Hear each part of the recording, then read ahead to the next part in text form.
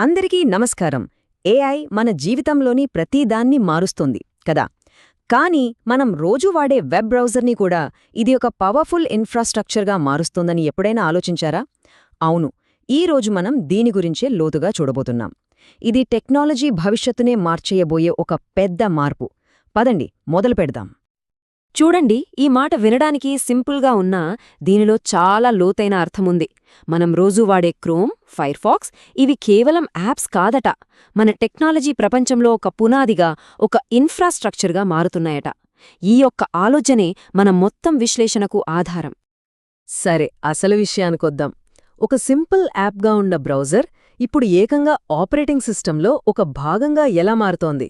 అసలీ మార్పు ఎందుకొస్తోంది? ఇదేదో తాత్కాలిక ట్రెండ్ కాదు, టెక్నాలజీలో వస్తున్న ఒక ఫండమెంటల్ షిఫ్ట్. అసలు గేమ్ చేంజర్ ఏంటంటే, ఒకప్పుడు 100 వెబ్సైట్లలో ఆటోమేటిక్గా ఒక పని చేయాలంటే 100 వేర్వేరు స్క్రిప్ట్లు రాయాల్సొచ్చేది. ఒక్కో వెబ్సైట్ డిజైన్ కొంచెం మారినా ఆ స్క్రిప్ట్ పాడైపోయేది. కాని ఇప్పుడు ఒకే ఒక ఎల్ఎల్ఎం, అంటే ఒక తెలివైన ఏఐ, ఒకే స్క్రిప్ట్తో దాదాపు ఏ వెబ్సైట్నైనా అర్థం చేసుకోగలదు. ఇది అచ్చం వందలాది తాళాలకు ఒకే తాళం చెవి దొరికినట్లుంది కదా. సో దీన్ని బట్టి మనకేమర్థమవుతోంది?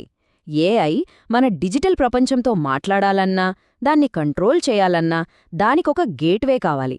ఆ గేట్వేనే మన బ్రౌజర్. అందుకే చాలామంది ఇప్పుడు బ్రౌజర్ని ఎల్ఎల్ఎం ఆపరేటింగ్ సిస్టంలో ఒక గుండెలాంటి భాగంగా చూస్తున్నారు. అయితే ఆలోచన చాలా బావుంది, కానీ దీన్ని ఆచరణలో పెట్టడం అంత సులభం కాదు. క్లౌడ్లో వందల వేల బ్రౌజర్లను ఒకేసారి నడపడమనేది డెవలపర్లకు ఒక పీడకలలా ఎందుకు మారుతుందో ఇప్పుడు చూద్దాం. ఫస్ట్ డెవలపర్లు అనుకుంటారు, ఓకే, సింపుల్గా సర్వర్లెస్ వాడేద్దాం అని. కానీ అక్కడే మొదటి దెబ్బ తగులుతుంది. క్రోమ్ బ్రౌజర్ సైజ్ 250 MB కన్నా ఎక్కువ. అది సర్వర్లెస్ లాంటి చిన్న పరిమితులున్న చోట ఇమడలేదు. ఫలితం, సిస్టమ్ చాలా స్లో అయిపోతుంది, అసలు పని చేయదు. సరే, సర్వర్లెస్ ఫెయిల్ అయింది.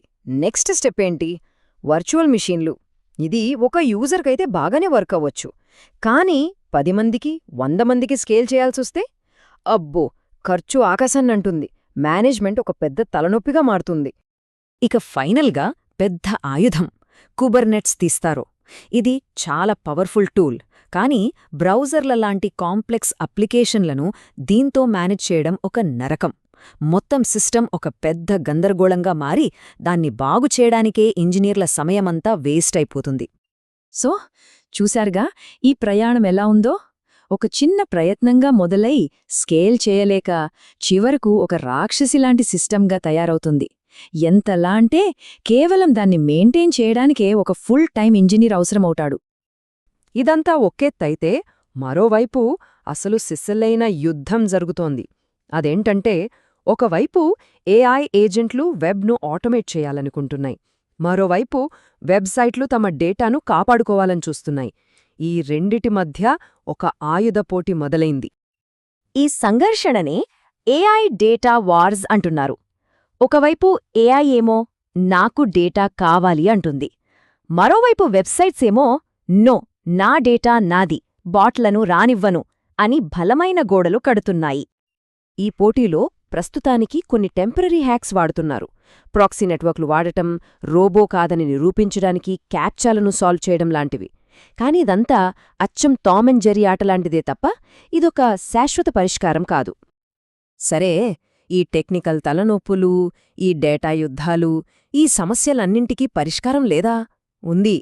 ఈ రెండింటినీ ఒకేసారి పరిష్కరించగల ఒక కొత్త విధానం అవసరం.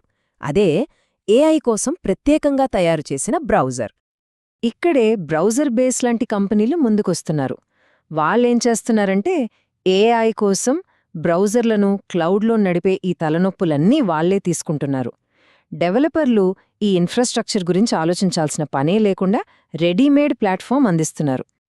వాళ్ల స్టేజ్ హ్యాండ్ అనే టూల్ దీన్నింకా సింపుల్ చేస్తుంది. ఇది ఎంత సులభమంటే, డెవలపర్లు పెద్ద పెద్ద కోడ్ రాయకుండా మామూలుగా మాట్లాడినట్టు, హే, ఆ లాగిన్ బటన్ నొక్కు, లేదా ఆ ప్రోడక్ట్ ధర ఎంతుందో తీసుకో అని సింపుల్ ఇంగ్లీష్లో ఆదేశాలివ్వచ్చు. అయితే ఈ టెక్నాలజీ కేవలం ప్రస్తుత సమస్యలకు ఒక పరిష్కారం మాత్రమే కాదు. ఇది భవిష్యత్తుకు ఒక కొత్త, సురక్షితమైన దారిని చూపిస్తోంది. అదే ఏజెంట్ ఆట్. ఒక్కసారి ఊహించుకోండి, ఒక ఏఐ ఏజెంట్ మీ ఎయిర్బిఎన్బి అకౌంట్లోకి లాగిన్ అవ్వాలనుకుంటోంది.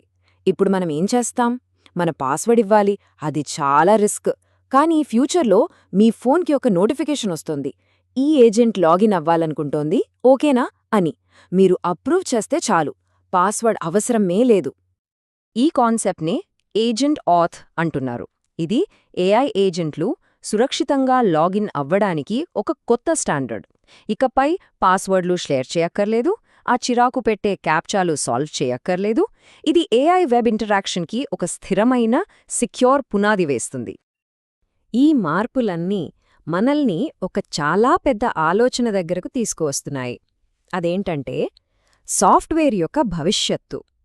సాఫ్ట్వేర్నే ఉపయోగించే మరో సాఫ్ట్వేర్. అంటే ఇప్పటిదాకా మనం సాఫ్ట్వేర్ని వాడాం. ఇకపై ఒక సాఫ్ట్వేర్ ఇంకో సాఫ్ట్వేర్ని వాడుతుంది, అది మనుషులతో పని లేకుండా. కాబట్టి మనమందరం ఆలోచించాల్సిన ప్రశ్న ఇది: ఏఐ సాఫ్ట్వేర్ మన పనులన్నీ వెబ్లో చేసేస్తుంటే, అప్పుడు మనం మానవులుగా మన సమయాన్ని, మన తెలివిని దేనిమీద పెడతాం? ఎలాంటి కొత్త అద్భుతమైన ఆవిష్కరణలు చేస్తాం? ఈ ఆలోచనతోనే మిమ్మల్ని వదిలేస్తున్నాను. మరో ఆసక్తికరమైన విశ్లేషణతో మళ్ళీ కలుద్దాం.